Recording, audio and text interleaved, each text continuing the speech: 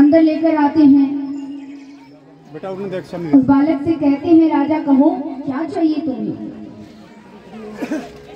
बोले नहीं राजन हमें कुछ नहीं चाहिए। बोले अरे अभी तो कह रहे थे मांगो तुम्हें क्या चाहिए।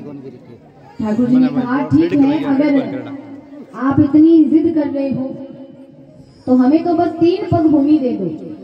अब 3 पग भूमि कहते ही राजा बलि जोर से हंसा।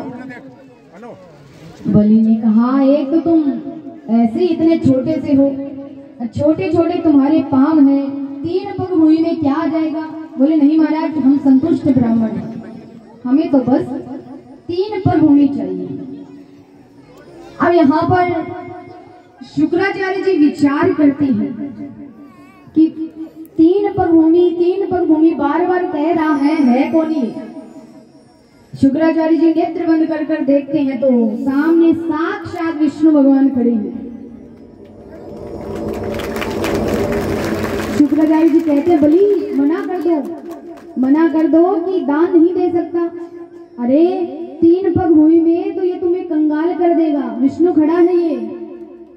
बलि ने कहा नहीं अब तो मैंने हाँ कर दी है, अब सब कुछ लेके जाए कंगाल भी कर दे तो भी कोई दुख की बात नहीं है। शुक्राचार्य जी ने बहुत मना किया, बलि नहीं मानने लगे। तब यहाँ पर ठाकुर जी ने कहा हम दान तभी लेंगे जब आप संकल्प करोगे। अब यहाँ संकल्प करते हैं। जिस पात्र में जल था अब संकल्प हो रहा है पर जल बाहर नहीं आ रहा। क्यों नहीं आ रहा? क्योंकि वो जो लोटे की चोंच थी उसमें शुक्राचार्य जी सूक्ष्म रूप बनाकर विराजमान हो जाते हैं। जल बाहर नहीं आ रहा, जल के बिना संकल्प कैसे हो। ठाकुर जी तो सब जानते थे।